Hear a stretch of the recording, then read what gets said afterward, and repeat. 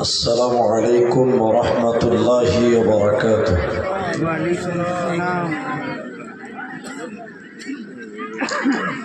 প্যান্ডেল মাশাআল্লাহ অনেক বড়, আর আপনারা বসে আছেন আলহামদুলিল্লাহ। যারা দাঁড়িয়ে আছেন আপনারা বসেন, আর যারা বসে আছেন তারা সামনের দিকে বসেন।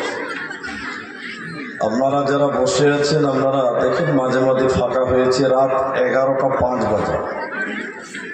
এখন পর্যন্ত যদি বসাটাই না হয় একটু পরে তো পালাবে, তো শিখলেন কোথায়? আপনারা বসেন, যারা দাঁড়িয়ে আছেন মেহরবানি করে বসে যান এবং গুছিয়ে বসেন, সামনের দিক থেকে বসেন।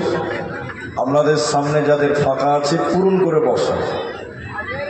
আপনারা বুঝতে পারেন না কি ব্যাপার? বসতে বলছি তো দাঁড়িয়ে যে তখন থেকে ভাবতে অধিকার লক্ষ্য করছি। বসেন বসেন, আল্লাহর রাস্তায় বসেন।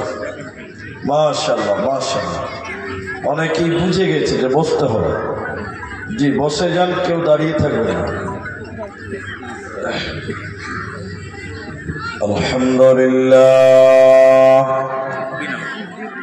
نحمده ونستعينه ونستغفره ونعوذ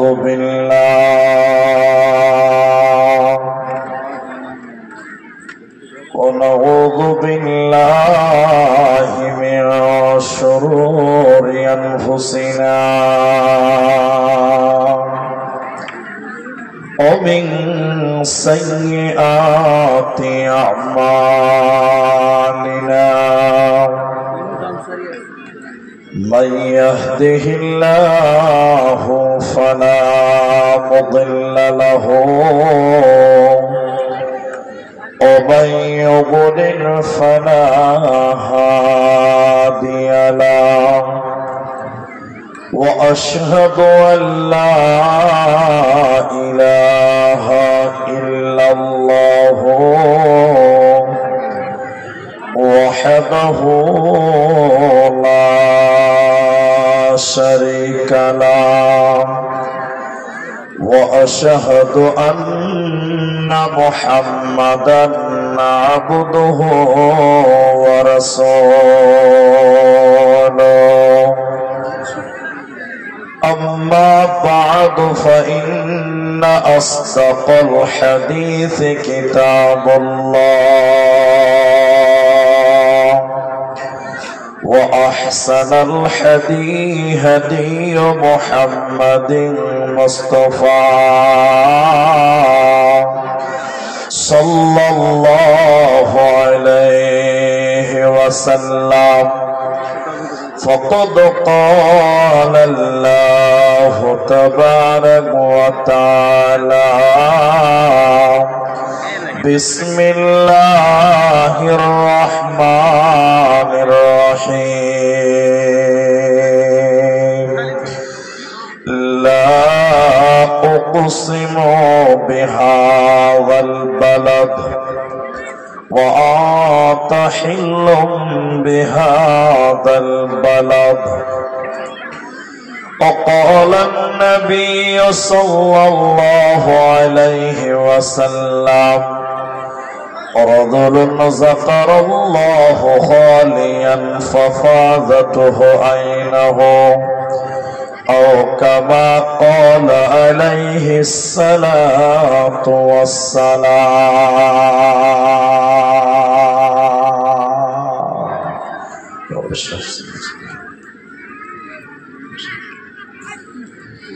দয়ার নবী মুস্তাফা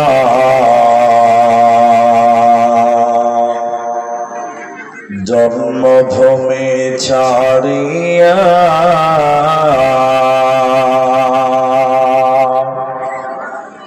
আলীকে শুইয়ে দিলেন নিজের বিছানা।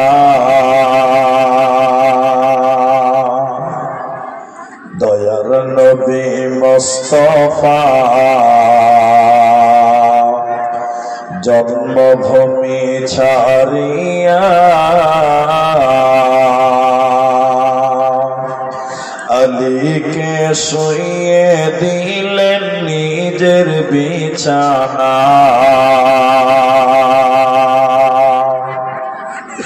কাফেরেরা সব যুক্তি করে নবীজিকে মারব বলে, সারা রাত্রি চারিদিকে ছিল পাহারা, আলীকে শুইয়ে দিলেন নিজের বিছানা। তাই নবীজি গভীর রাতে আবু বকরকে নিয়ে সাথে, তাই নবীজি গভীর রাতে আবু বকরকে নিয়ে সাথে, ইসমে আজম পড়ে নবী সামনে দিকে যায়, আলীকে শুইয়ে দিলেন নিজের বিছানা। কাফেরেরা সব জানতে পারে নবীজি নাই আপন ঘরে, কাফেরেরা সব জানতে পারে নবীজি নাই আপন ঘরে, সেই খবরটি শোনে তারা চারিদিকে ধায়, আলীকে শুইয়ে দিলেন নিজের বিছানায়। দয়ার নবী মুস্তাফা জন্মভূমি ছাড়িয়া আলীকে শুইয়ে দিলেন নিজের বিছানা।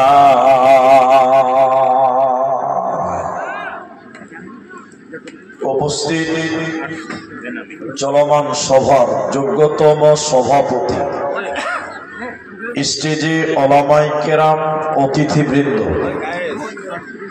সামনে বসে থাকা দিনদার ইমানদার মুমিন ভাই সকল, দুয়ার কান্টারি মুরব্বী সমাজ স্নেহের কচি কাঁচা, পর্দার অন্তরালে বসে থাকা মুমিনা সলেহা মা ও বোনেরা, প্রাণ প্রিয় গোয়ালনাগড়া গাজল মালদাবাসী, প্রশংসা সেই মহান মনিবের দরবারে যে মহান মনিব আমাদেরকে এই গভীর রাত্রিতে এক মাদ্রাসা কেন্দ্রিক আয়োজিত মাহফিলে বসিয়ে কোরআন এবং হাদিসের আলোচনা করা, আপনাদের শ্রবণ করা যিনি তৌফিক ইনায়াত করেছেন, সেই মহান মনিবের দরবারে শুকরিয়া আদায় করি।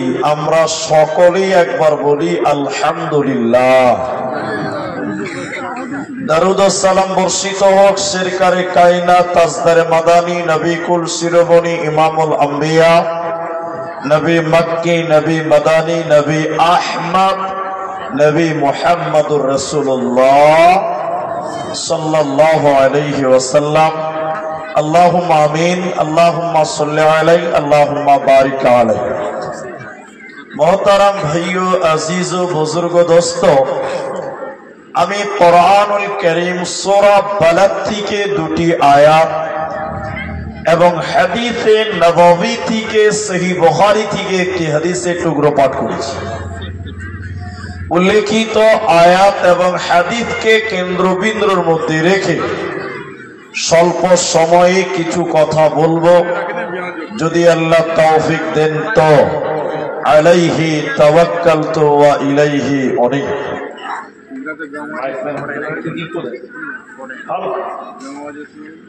আমি আপনাদের সামনে আমার আলোচ্য বিষয় বলার পূর্বে মাত্র দুটি আবেদন করব। আপনাদের উঠতেও বলবো না আর বসতেও বলবো না, যেমন আছেন তেমনই থাকেন। আবেদন হলো, আমি আপনাদেরকে কিছু কথা জিজ্ঞাসা করতেই থাকি, একটু পরে পরে আপনারা মুখ খুলে উত্তর দেবেন। একবার বলুন ইনশাআল্লাহ। সবাই বলুন একবার ইনশাআল্লাহ। আপনি যদি কথা বলেন তাহলে আমার বুঝাতে সুবিধা হবে আর আপনার বুঝতে সুবিধা হবে, তাই আপনি কথা বলবেন, আমি যখন জিজ্ঞাসা করব তখন। দ্বিতীয় কথা, আপনারা 10 মিনিট টাইম একদম চলাচল বন্ধ করেন। আমি মূল আলোচনায় যাওয়ার পূর্বে কেউ উঠবেন না, এ দুটি আপনাদের কাছে আবেদন করলাম। আজকে আপনাদের সামনে শুধুমাত্র কোরআন, অনলি ফর কোরআন সম্পর্কে কিছু কথা তুলে ধরবো ইনশাআল্লাহ। যুগে যুগে কালে কালে বিভিন্ন মানুষ কোরআনের বিরুদ্ধে চলেছে, বলেছে, লিখেছে। আজকের সময়েও পৃথিবীতে অনেক মানুষ যারা কোরআনের বিরুদ্ধে বলে, কোরআনের বিরুদ্ধে চলে, কোরআনের বিরুদ্ধে চক্রান্ত করে। ঠিক বললাম না? এখানে বলে করে। শুধু এটা অমুসলিমদের ভিতরে নয়, বরং আপনার ঘর আমাদের ভিতরেও অনেক মানুষ তলে তলে কোরআনের বিরুদ্ধে কথা বলে। আমি ঠিক বললাম না? নাই বলে। তার অনেক কারণ। আল্লাহ তাবারাক ওয়া তাআলার তরফ থেকে মানব জাতির জন্য নিয়ামত কোরআন। অথচ আমরা মুসলিম কোরআনের ইতিহাস জানি না, কোরআনের অস্তিত্ব জানি না, কোরআনের হিস্টোরি জানি না, কোরআন কেন এসেছে সেটাও জানি না। অথচ আমরা বুক বড়াই করে বলি আমরা মুসলমান। ঠিক বললাম না? নাই বলে। এখানে যদি চিরুনি তল্লাশি করা হয় যে কতজন মানুষ কোরআন জানেন, বেশিরভাগ মানুষ বলবে যে আমি কোরআন পড়তে পারি, অথচ সেও মুসলমান। অথচ কি সেও মুসলমান। আজকে মাদ্রাসার ক্যাশিয়ার বলুন, মসজিদের সেক্রেটারি বলুন, মসজিদের সভাপতি বলুন, এত বড় দায়িত্ব পেয়েছে, ভদ্রলোক নিজেই কোরআন পড়তে পারে না। ঠিক আছে না? হ্যাঁ না বলেন? আচ্ছা, আজকে কোরআনের ইতিহাস আমরা জানি না, জানার চেষ্টাও করি না। অথচ আমরা মুসলিম হিসাবে আমাদের কোরআন সম্পর্কে জ্ঞান রাখাটা প্রথম জরুরি কাজ ছিল আমাদের জন্য। অথচ আমরা কোরআন জানি না। চলুন কোরআনের ইতিহাস কোরআনের কাছ থেকে জানতে হবে, কোরআনের অস্তিত্ব কোরআনের কাছ থেকে জানতে হবে। চলুন কোরআনের পরিচয়টা আমরা কোরআনের কাছ থেকে জেনে নেই। কোরআনকে প্রশ্ন করবেন, কোরআন একটা একটা করে আপনার প্রশ্নের উত্তর দিবে। একবার বলুন সুবহানাল্লাহ। কোরআন জবাব দিবে, আপনি অবাক হয়ে যাবেন। চলেন কোরআনের ইতিহাস, কোরআনের পরিচয়টা আমরা একবার জেনে নেই। কোরআনকে বলেন, কোরআন তুমি কোথায় এসেছো তুমি বলো, কোন জায়গাতে এসেছিলে তুমি বলো। কোরআন তার জবাব দিয়েছেন। কোরআন বলে, লা উকসিমু বিহাযাল বালাদ। কোরআন বলছেন আমি তো এখানে শহর কেন্দ্রিক নাজিল হয়েছি বান্দা। ওই দুইটি শহর গাজল বালুরঘাট নয়, গাজল মালদা নয়। ওই দুইটি শহর কোরআনী স্থান পেয়েছে, একটা মক্কা মুকাররমা, অপরটি মদিনা মুনাওয়ারা। কোরআনে যত সূরা আছে কোনটা মক্কাতে কোনটা মদিনাতে আল্লাহ অবতীর্ণ করেছে। কোরআনকে দ্বিতীয়বার জিজ্ঞাসা করেন, কোরআন তুমি কোন জায়গা থেকে মক্কা মদিনায় তোমার আগমন হয়েছিল বলো। কোরআন বলছে, বাল হুয়া কোরআনুম মাজিদ ফি লাওহিন মাহফুজ। আমি মাহফুজটিকে দীর্ঘ 23 বছর সময় নিয়ে মক্কা মদিনাতে আমার আগমন হয়েছে। এবার কোরআনকে বলেন, কোরআন তুমি কখন এসেছ? তুমি বলো কোন দিনে তোমার আগমন হয়েছে বলো। কোরআন বলছে শাহরু রমাদানাল্লাযী উনজিলা ফীহিল কোরআন। কোরআন বলছে বান্দা আমি রমজান মাসে পৃথিবীতে এসেছি মুসলমান, আমার রমজান মাসে পৃথিবীতে আগমন হয়েছে। কোরআনকে জিজ্ঞাসা করেন, কোরআন রমজান মাসে তুমি কখন এসেছিলে, দিনে না রাতে, সকাল না বিকাল বেলা? কোরআন বলছে ইন্না আযালনাহু লাইলাতিল কদরে। কোরআন বলছে আমি রমজানের শেষের 10 দিনের বিজুর রাত্রিতে আমার আগমন হয়েছে, অতএব আমি রাতের বেলায় এসেছি মুসলমান। কোরআনকে আবার জিজ্ঞাসা করেন, কোরআন তুমি কেন এসেছো বলো, তোমার আগমন হয়েছে কেন বলো, তোমার উদ্দেশ্য কি, তোমার টার্গেট কি, তোমার লক্ষ্যটা কি তুমি বলো। কোরআন বলছে হুদাল লিন্নাস, আমি মানুষকে হিদায়াত দেওয়ার জন্য এসেছি বান্দা। কোরআন মানুষকে হিদায়াত দেওয়ার জন্য, ওয়াবায়্যিনাতিন মিনাল হুদা ওয়াল ফুরকান, মানুষকে জান্নাতের রাস্তা দেওয়ার জন্য, হিদায়াতের রাস্তাটা দেওয়ার জন্য পৃথিবীতে কোরআন আল্লাহ দিয়েছে। অতএব মুসলমান এই কোরআন থেকে তুমি হিদায়াত গ্রহণ করো, এই কোরআন তোমাকে হিদায়াত দেওয়ার জন্য এসেছে। আপনারা যারা আছেন একটু মুখ খুলেন আমার সঙ্গে বলেন, তাহলে কোরআন পৃথিবীতে এসেছে কেন? এতটি লোক মুখ খুলে কিসের লিগে এসেছে? হিদায়াতের জন্য। কোরআন দেন আমাকে। কিন্তু অনেক মানুষ এই কোরআন দিয়ে ব্যাখ্যা করে, এই কোরআন দিয়ে হেদায়েত গ্রহণ করে না, এই কোরআন থেকে হেদায়েত নেয় না। অনেক মানুষ এই কোরআন দিয়ে তাবিজ ব্যবহার করে। তাবিজ আপনারা একটু মুখ খুলে বলেন, তাবিজ দেখেছেন কিনা আপনারা? তাবিজ দেয় না? আচ্ছা তাবিজ দিছে কি দিছে না? হ্যাঁ বলেন, কে দিছে ভাই? আস্তে করে বলছে মুরগিরাই দিছে। এতটি মুরগি আছে এদের নামটা বলে দিব? সব মুরগিতে আবার দেয় না। সব মুলবিরা কি দেয়? সব দেয় না, কিন্তু মুলবিরাই দেয়, এটা ঠিক। যদি আপনারা বলতে সাহস পান না, আর আপনাদের মতন কিছু পাবলিক আছে ওরা মনে করে মুলবিদের তাবিজের খুব ভালো গুণ আছে, কিছু মনে করে। হ্যাঁ না বলে না? আগামী কালকে মাধ্যমিক পরীক্ষা হবে।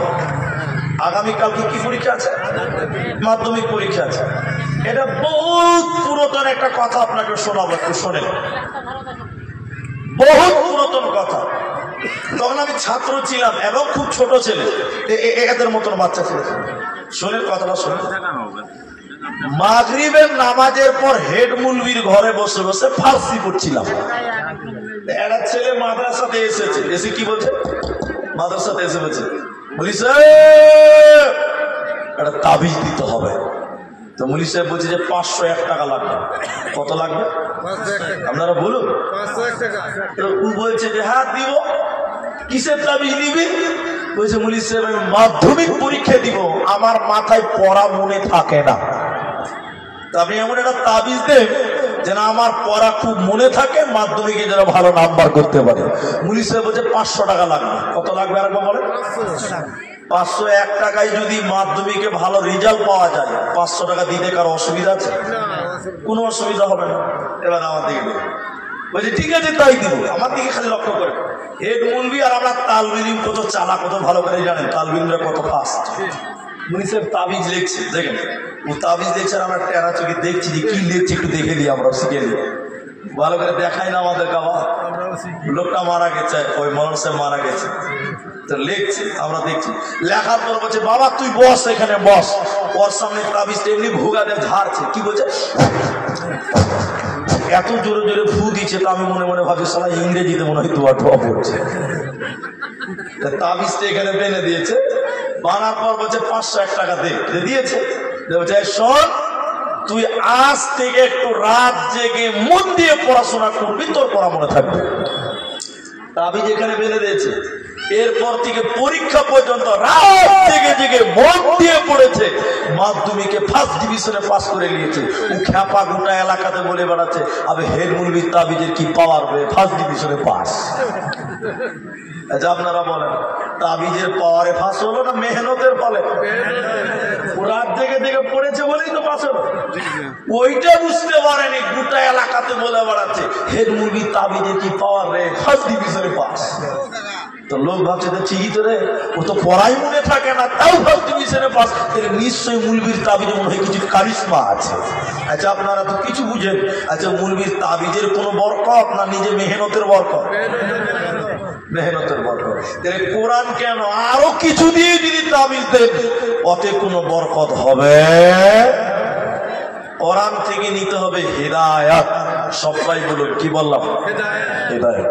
হাদিসের ভিতরে বিশ্বনবী বলছেন, মানিত্তাবাল হুদা, ওলামা ইকরাম আছে, তিরমিজির বর্ণনা নবীজি বললেন, মানিত্তাবাল হুদা বিগাইরিল কোরআন আদাল্লাহুল্লাহ দাল্লা ইউদিল্লু।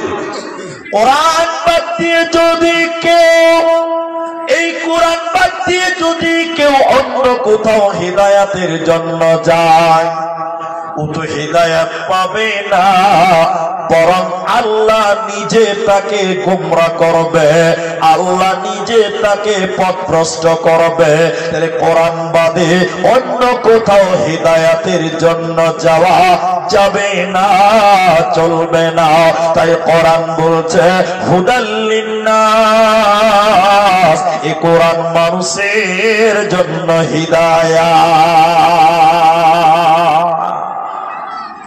কোরআনে অন্য জায়গায় আল্লাহ বলেন, সূরা আনফালের 2-3 নম্বর আয়াত আল্লাহ বলেন, কোরআন এমনই একটা কিতাব, وَإِذَا تُلِيَتْ عَلَيْهِمْ آيَاتُهُ زَادَتْهُمْ ঈমানা।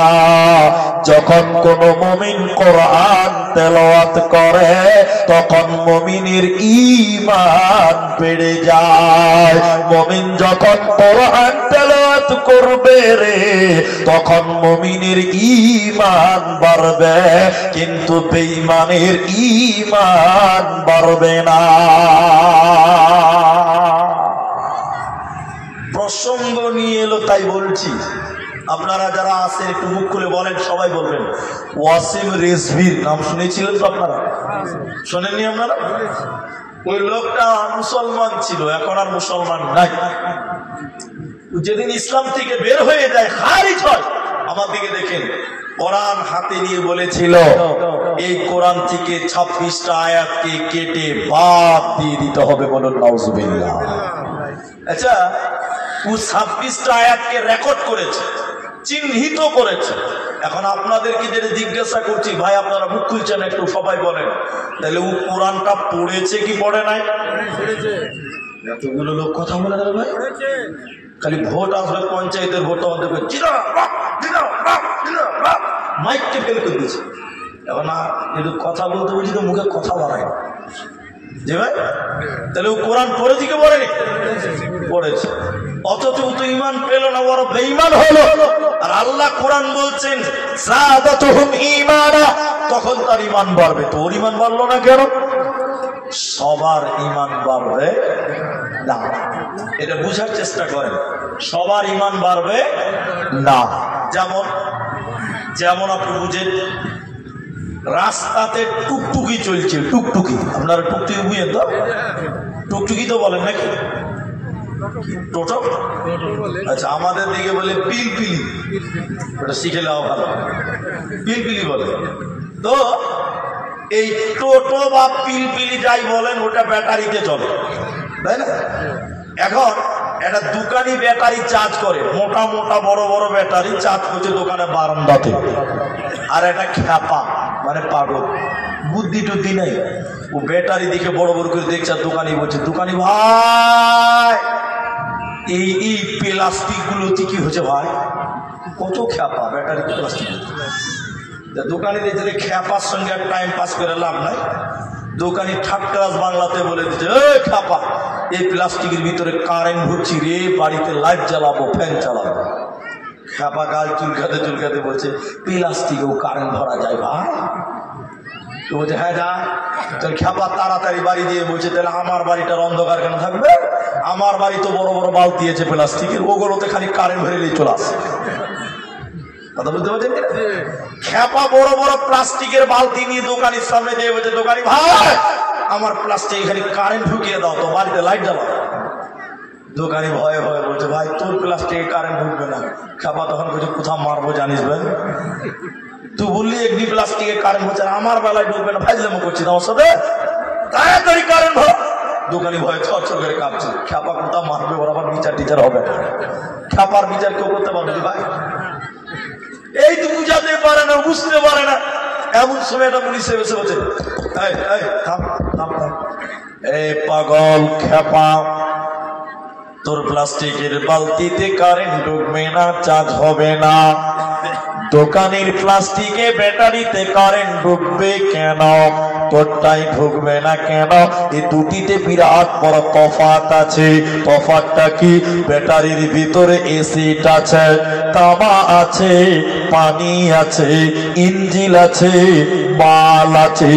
এর জন্য ওর ভিতরে কারেন্ট ঢুকবে, চার্জ হবে, ভলিউম বাড়বে, লাইট জ্বলবে, ফ্যান চলবে। আর তোর প্লাস্টিকের বালতির ভিতরে কিছুই নাই, হাওয়া আছে। কিয়ামত পর্যন্ত তার ভরে দিলে কিন্তু কারেন্ট ঢুকবে না। আল্লাহ কোরআনে বলে সবার ঈমান বাড়বে না। আল্লাহ শর্ত দিয়েছেন যে মুমিন হবে, যে ঈমানদার হবে, কোরআনকে বিশ্বাস করবে, আল্লাহর কালাম, এটা আল্লাহর গ্রন্থ, আল্লাহর দেওয়া নাজিলকৃত বিধান। এই বিশ্বাস করে যে কোরআন পড়বে, নেকির আশায় যে কোরআন তেলাওয়াত করবে, আমার আল্লাহ বলে ওর ঈমান বাড়বে, ওর ঈমান বেড়ে যাবে। অতএব কোরআন মানুষকে ঈমান দিতে পারে, কোরআন মানুষকে হিদায়াত দিতে পারে, এরই নাম কোরআন। আল্লাহ তাবারাক ওয়া তাআলা সূরা বাকারা সূরা নাম্বার 2, পারা নাম্বার 2, রুকু নাম্বার 21, লাইন নাম্বার 12, আয়াত নাম্বার 177 এর মাঝখানে একটা শব্দ বলেছেন আল্লাহ। শব্দটা হলো ওয়াল কিতাব, বামানা আমার যত কিতাব আছে রে, আল্লাহর যত নাযিলকৃত আসমানি কিতাব আছে, ওর ভিতরে ধরেলেন কোরআন। আল্লাহ বলেন কোরআনের উপরে তোদের ঈমান রাখতে হবে যদি তোমরা মুত্তাকি হতে চাও। আর যে কোরআনকে বিশ্বাস করে না, কোরআনকে যে সন্দেহ করবে রে, ও জান্নাতে যাবে না, পাবে না, পাবে না। সবাই আমার সঙ্গে বলেন, বাদ যাবেন না। এই কোরআনে কোনো ভুল আছে ভাই? এতটি লোক কত বড় অলস। এই কোরআনে কোনো ভুল আছে জি ভাই? নাই। আল্লাহ আল্লাহ বলছেন এই কিতাবটার মধ্যে তো ঈমান রাখতে হবে। কেন কেন কেন? এই কেন? কারণ এই কিতাবে লা রাইবা ফি, এই কিতাবে কোনো সন্দেহ, কোনো ভেজাল, কোনো অসুবিধা নাই। তো মানেন না কেন? অসুবিধা নাই তো মানে না কেন? তার মানে কিছু গন্ডগোল, মানুষের মানতে অসুবিধা হচ্ছে। শোনেন, আমি যেটা বলতেছি, মক্কার কাফেরেরা, মক্কার মুশরিকেরা, ওরা কোরআনকে মানত না। মক্কার মুশরিকেরা বলেছিল এই কোরআনটা আল্লাহর কালাম নয়, এই কোরআনটা হলো নবী মুহাম্মদুর রাসূলুল্লাহ সাল্লাল্লাহু আলাইহি ওয়াসাল্লাম তিনার নিজের হাতে বানানো কিতাব। বলুন নাউজুবিল্লাহ। এই জন্য মক্কার কাফেররা বলেছিল এটা আল্লাহর নয় মুহাম্মাদের। এই জন্য মুহাম্মদকে বলেছিলেন তিনি কবি, তিনি কবি, তিনি কবি, তিনি শিল্পী, তিনি সাহিত্যিক। এই জন্য নবীকে কবি বলেছিল। এই কোরআনটা নবী বানিয়েছে। একবার আপনারা বলুন, কোরআন কি নবী বানিয়েছে না আল্লাহ দিয়েছেন? আল্লাহ দিয়েছেন। তো দেখেন ঘটনা শোনে, তো নবীকে ফের কবি বললো কেন? নবীকে ফের কবি বলা হলো কেন? আপনারা কবি নজরুলের নাম শুনেছেন, কবি রবীন্দ্রনাথের নাম শুনেছেন, ধীরেন্দ্রনাথের নাম শুনেছেন, আরো বিভিন্ন কবি। তো কবি কাকে বলে? যে কবিতা আবৃত্তি করে। যেমন কবিতা একটু বলি, আতা গাছে তোতা পাখি ডালিম গাছে, বাকিটুকু আপনারাই ভালো জানেন আমার চাইতে। একে কবি বলে, কবিতা বলে। আগেরটার সঙ্গে পরেরটার মিল আছে, ওটাকে কি বলে? তারা বলে কবিতা বলে। কি বলে? তো নবীকে কবি বললেন কেন? কারণ কোরআনের মতন মিল পৃথিবীর দ্বিতীয় কোন কিতাবে আর এত সুন্দর মিল নেই। বলুন সুবহানাল্লাহ। দেখবেন বিসমিল্লাহির রহমানির রহিম। ওয়াশ-শামসি ওয়া দুহাহা ওয়াল কমারি ইযা তালাহা ওয়ান নাহারি ইযা জাল্লাহা ওয়াল লাইলি ইযা ইয়াগশাহা والسماء وما بناها والأرض وما طحاها ونفس وما سواها فألهمها فجورها وتقواها এত সুন্দর মিল মক্কার কাফেররা তাই বলেছিল নবী কবি হয়ে গেছে, নচিত এত সুন্দর কবিতা বানাতে পারত না। আল্লাহ ওদেরকে চ্যালেঞ্জ দিয়ে আয়াত নাযিল করলেন। মক্কার মুশরিকদের চ্যালেঞ্জ দিয়ে বললেন, হে মুশরিকেরা, যদি বলো এই কোরআনটা নবী বানিয়েছে, আমি আল্লাহ বলছি নবী দিয়ে একজন মানুষ, তোমরাও যেমন মানুষ। পার্থক্য তার কাছে ওহী নাযিল হয়, তোমাদের কাছে হয় না। তোমরা যদি বলো বিশ্ব নবী কোরআন বানিয়েছে, তিনি মানুষ, আমি আল্লাহ বলি তোমরাও তো মানুষ, তোমরা কেন কোরআন বানাতে পারো না? নবী যদি 30 পারা বানিয়েছে দাবি করো, তাহলে তোমরা মানুষ, তোমরা কেন বানাতে পারো না? আল্লাহ তাবারাক ওয়া তাআলা বলেন, ওয়া ইন কুনতুম ফী রাইবিম মিম্মা নাযালনা আলা আবদিনা ফাতু বিসূরাতিন মিন মিথলিহি ওয়াদউ শুহাদা। আল্লাহ চ্যালেঞ্জ দিয়ে বললেন, মুশরিকেরা, এই কোরআনের মতন 30 পারা বানাতে হবে না, 114টা সূরা বানাতে হবে না, একটা আয়াত তোমরা বানিয়ে দেখাও। ইন কুনতুম সাদিকিন, যদি তোমরা প্রকৃত সত্য হয়ে থাকো। পৃথিবীর কেউ কোরআন বানাতে পারেনি, ভবিষ্যতেও কেউ পারবে না, এরই নাম কোরআন। আল্লাহ তাবারাক ওয়া তাআলা বলেন, ওয়াল কিতাব, আমার আসমানি কিতাবের উপরে, কোরআনের উপরে তোমাদের ঈমান রাখতে হবে যদি তোমরা জান্নাতি হতে চাও।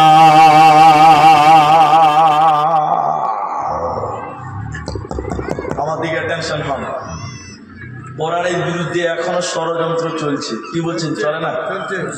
আপনারা বলুন, চলে না? আপনি জানেন না আসামের কি অবস্থা আছে? কিছুদিন আগে মাদ্রাসা বন্ধ হয়েছে, সরকারি মাদ্রাসা। পশ্চিমবঙ্গে আলিয়া মাদ্রাসা, ঠিক আছে না, সিনিয়র মাদ্রাসা, হাই মাদ্রাসা, এমই মাদ্রাসা, এগুলো পশ্চিমবঙ্গে একটা বোর্ড আছে, মাদ্রাসা বোর্ড আছে না? আচ্ছা, আসামেও ছিল, ভেঙে দেওয়া হলো। সব মাদ্রাসা, সরকারি মাদ্রাসাগুলোকে ভেঙে সেগুলোকে স্কুল বানিয়ে দেওয়া হলো। আপনি এটা তো আলাদা হলো, এটা মেনে নিলাম, যাক সরকারি জিনিস, ওরা ওদের ব্যাপার ষড়যন্ত্র করে করেছে, দুঃখ অত নাই, যদিও দুঃখ আছে অতটা না। কিন্তু জানেন না, বেশ কিছুদিন পর, অর্থাৎ কিছু এই 1 বছর আগে, দুটি মাদ্রাসাকে, হাফিজিয়া মাদ্রাসা, বাবার টাকা, সরকারের বাপের টাকার নয়, আপনার আমার শ্রমের টাকা, ঘামের টাকা, কষ্টের টাকায় হাফিজিয়া মাদ্রাসা চলে, ঠিক কিনা জোরে বলুন? আপনার গোয়ালনাগরা মাদ্রাসা, মমতার টাকা, মোদির টাকা? আরে মোদির বাপ আপনার টাকা, ঠিক কিনা জোরে বলুন, আপনার টাকা। এই মাদ্রাসায় যদি হাত দেয় কলিজাতে আগুন লাগবে, লাগবে না? লাগবে। এরকম কয়েকটা মাদ্রাসাকে ভেঙে দেওয়া হবে। আমি যেটা বলতে চাইছি শোনেন, এবার আমি মূল আলোচনাতে এলাম। এখনো পৃথিবীতে কোরআনের বিরুদ্ধে ষড়যন্ত্র চলছে। একটু বলবেন আপনারা, এটাও জানেন যে আমার আসামে এনআরসি হয়ে গেছে, এটা জানেন তো আপনারা? এটা জানেন? আর এনআরসি তে কত লোক বাদ গেছে এটা জানেন আপনারা? এটা হয়তো জানেন না। আপনারা হয়তো কেউ পেপার পত্রিকায় পড়েছে, কত লোক বাদ গেছে জানেন না? 19 লক্ষ লোক নাম